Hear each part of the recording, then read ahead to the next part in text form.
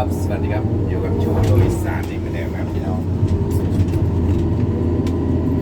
นี่ก็สระที่สองครับชั้นสอง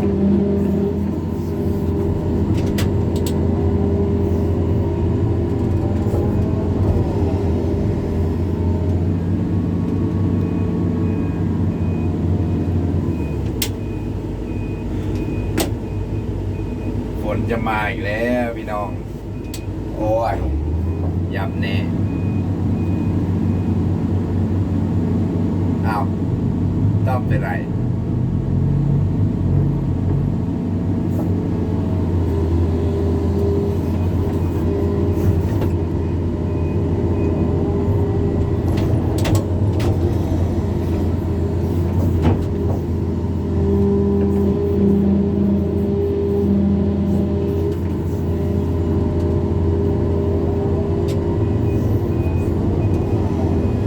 มา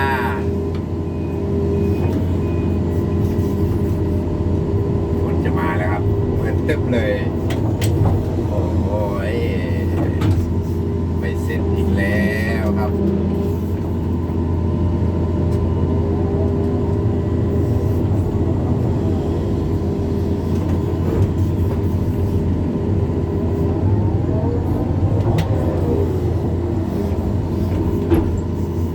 ฝนมาถล่มแล้ว ช้าอีกเลยครับกะว่าวันนี้พรุ่งนี้ก็จะเก็บงานนะครับชั้นสองฝนมาแบบเบิ้ลตึ้มเลยครับ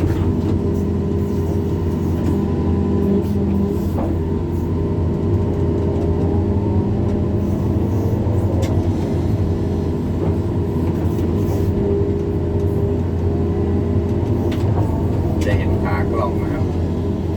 พอขากระจกนะครับขออภัยด้วยนะครับ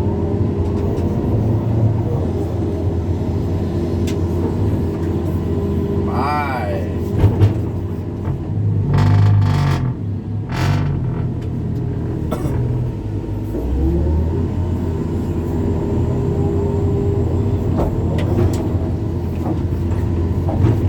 ก็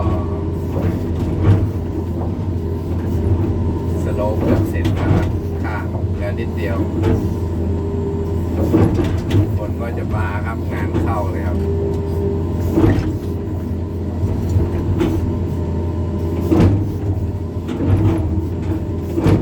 ตรงนี้มันดินมันพังนะครับ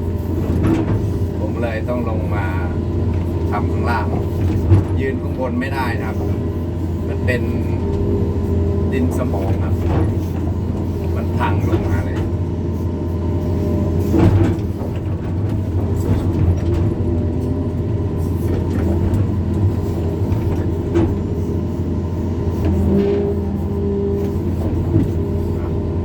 จัดให้ทอทงครับ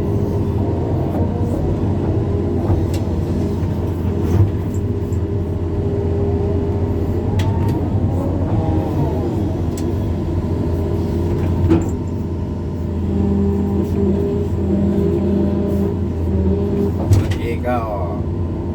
อะไรนะโอลิงแตกอีกครับเรียนเสร็จเมื่อกี้โอ้ยท้องฟ้า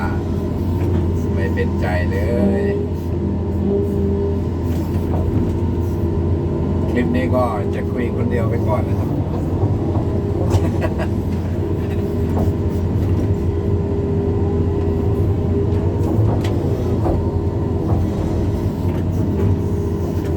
ก็จะหมดพอดีนะครับ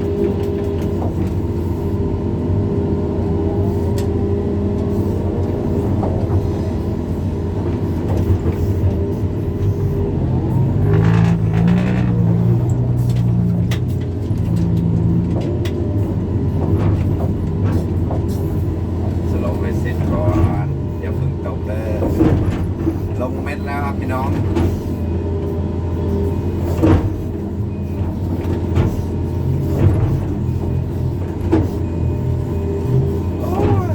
ช่วงนี้แล้วก็ลำบากหน่อยนะครับทำงานทุกท่านเลย หรือว่าไม่ว่าใครครับ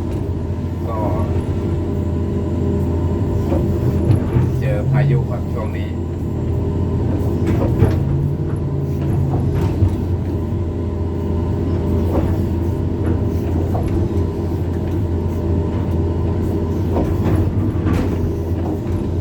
ไล่เก่าไปเรื่อยๆครับสโลว์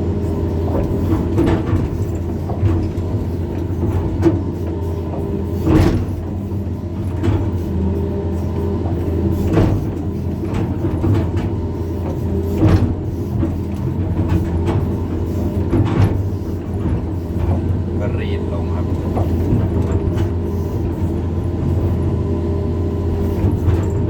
แย้ว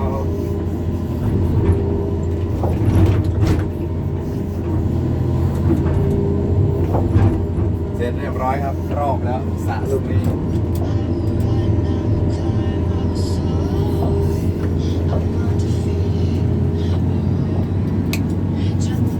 โลโลครับฝนตกลูกฝนตกฝนตกหนักเลย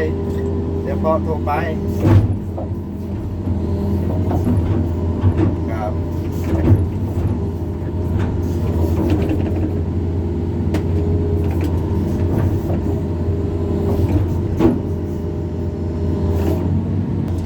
เนี่ย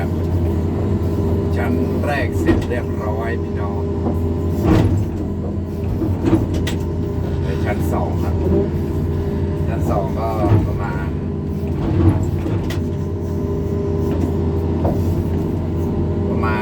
2 วันน่าจะเสร็จนะครับชั้นสอง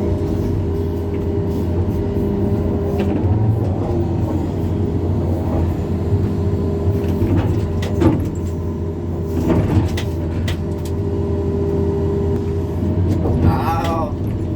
รถต่อกล้องครับเกมแล้วมิดล้อเลยจะออกหนีฝนครับแต่ติดฝนซะงั้น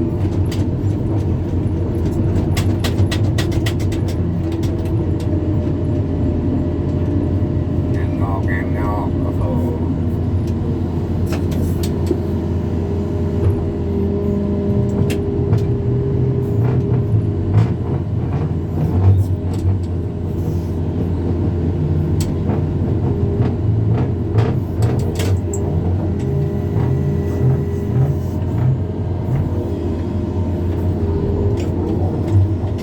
มิดล้อ จะหนีฝนหนีไม่ได้ครับ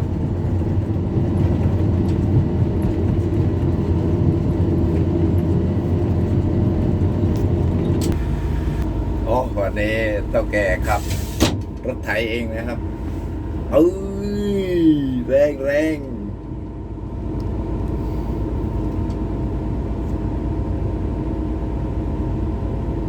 ถอยมาแล้วครับฝนไม่ตกครับขอบคุณครับเทวดาที่ไม่ตกมาเป็นใจให้ลูกหลานได้ทำงานครับ ขอบคุณครับลุยงานโตครับฟ้ามืดเลยครับเมื่อกี้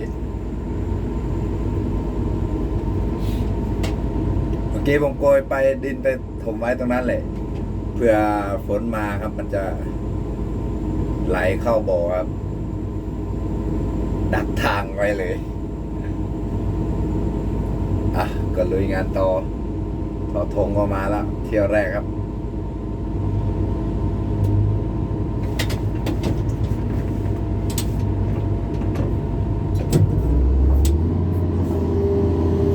จัดไปเอาจนฝนมานั่นแหละค่อยหยุดเร่งครับผมก็อยากเสร็จแล้วครับตอนนี้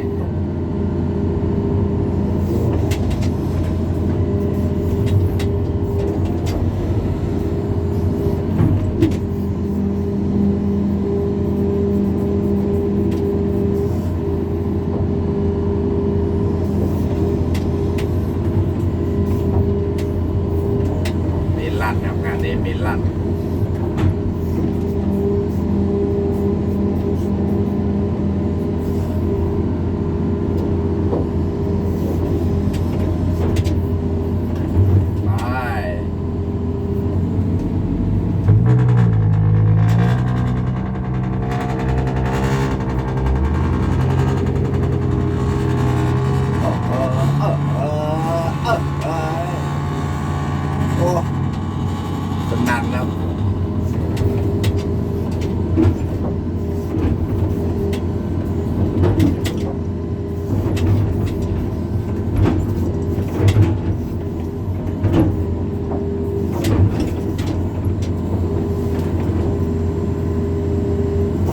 ขั้นสองเสร็จก็อุ่นใจแล้วครับ ไม่นาน2 วันน่าจะเสร็จครับ ถ้าเทวดาไม่กลันแกล้ง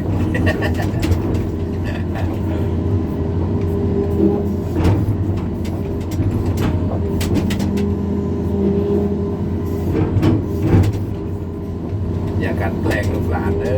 ครับ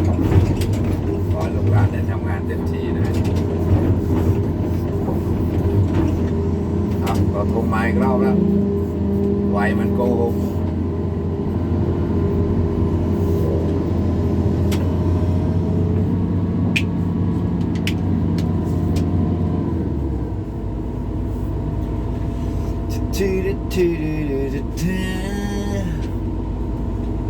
ถอยมาแล้วครับ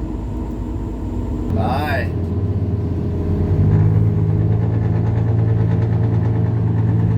โอ้โหตามตูดเลยเน่ดูรถเข้าไปไวยังไปดันเขาอีกโอ้เท่าแกนี่ยับเมนเลย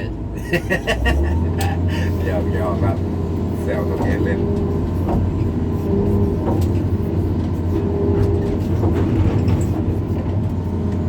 ดูต้องเอ๋ยใจร้อนกัน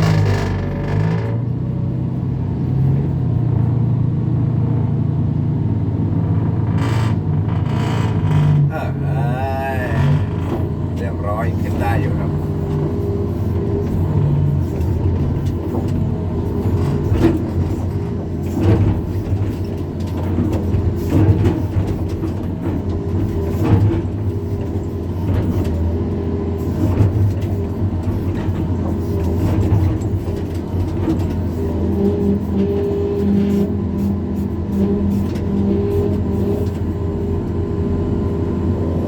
ครับสำหรับทริปนี้ก็เจอกันทริปหน้านะพี่น้อง สวัสดีครับ